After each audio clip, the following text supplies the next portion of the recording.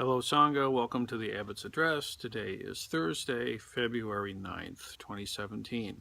So this Sunday, we will be celebrating as a community a very important Buddhist festival in the Mahayana tradition through Japan. It's called Nehan. And this festival is, this ceremony really is commemorating the time of the Buddha's passing away, the Buddha's parinirvana. So this is something that if you were in a traditional Buddhist culture, different cultures have different names for it, Vesak, different times that this thing occurs. But basically this impulse to really recognize and acknowledge the time when our founding teacher passed away. And so there's a very special ceremony that we'll be doing. It's unique. It's the first time that our community has actually gone and done a kind of a pretty full throttle Nehan ceremony, and so I hope everybody will be able to come and join and participate. It's very family friendly. It's going to be a really kind of a special liturgy, and it's important to acknowledge these things.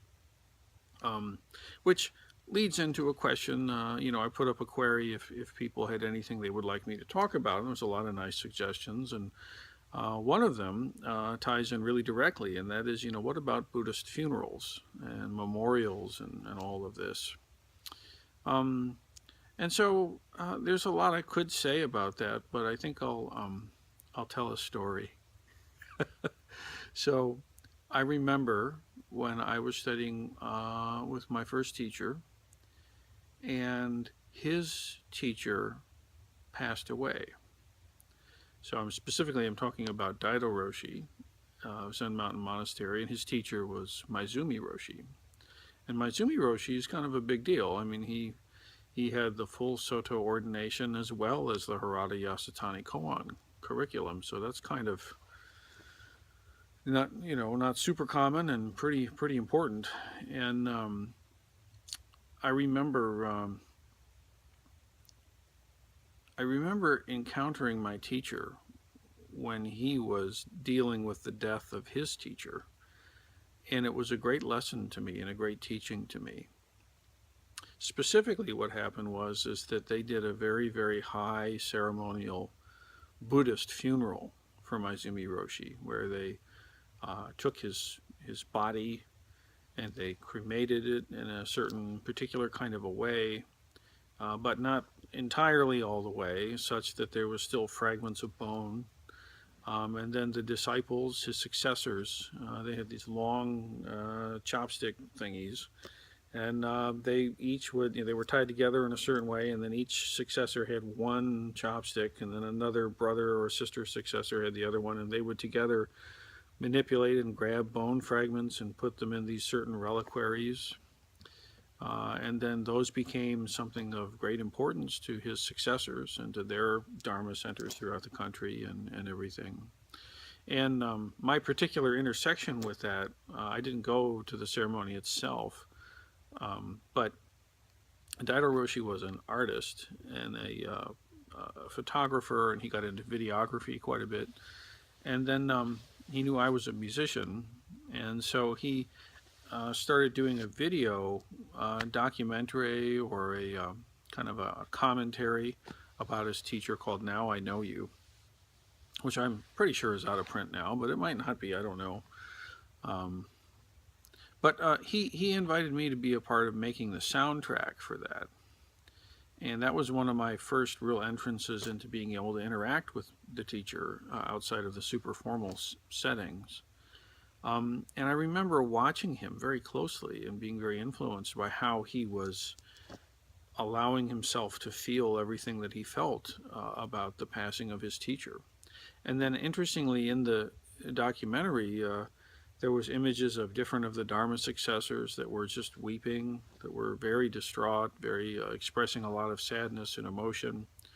And I think some of us, maybe myself, had a very silly and young and foolish idea that somehow a Zen master would not feel sadness.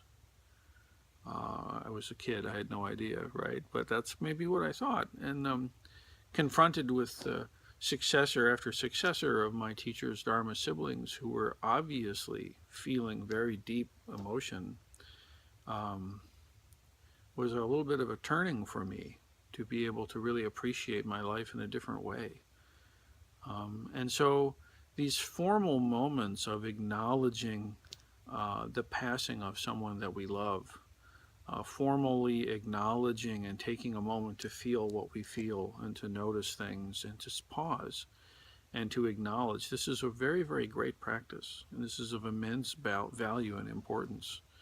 When we come to those moments that need acknowledgement, then rises to the fore the benefit of ceremony and ritual and community, and having a way of an organized way of navigating that moment and acknowledging it. So in the same way that, if a couple decides to walk the long path together and make a vowed commitment to each other, then to acknowledge this as a great merit for them and for the community, and critically important to the health of the relationship, I would say. And then also, if a new person is born into a family, it's a great blessing and also needs to be acknowledged with a welcoming ceremony into life. And then in this case, we're talking about having a ceremony of acknowledging the fact of someone's passing. So very critical, very whole, very wholesome. Also prone to shadow sides. Religion, Zen Buddhism, Soto Zen Buddhism in Japan is in some places nothing more than a funeral business. Dharma is not so much a big deal. It's really about having the correct kind of funeral for grandpa. It's been the bread and butter of the institution for generations, and that's kind of foolish. In fact, that's one of the things that Maizumi Roshi railed against very intensely. I can remember actually that when Daido had acquired the land and everything for the monastery, he was walking with Maizumi and pointed out, oh, and here's this will be, and here's where this will be, and Maizumi was, yes, yes, and then Daido said, oh, and here's where we'll have the cemetery, and then Maizumi went, no cemetery. It got very serious all of a sudden, because he had seen in Japan how the Dharma had degraded into a funeral home business and didn't want that to infect. Now, of course, there's no reason why a temple that has the ground floor and everything couldn't have a cemetery. That's not the point. It's don't fall into that trap. So, always fronts and backs to every situation.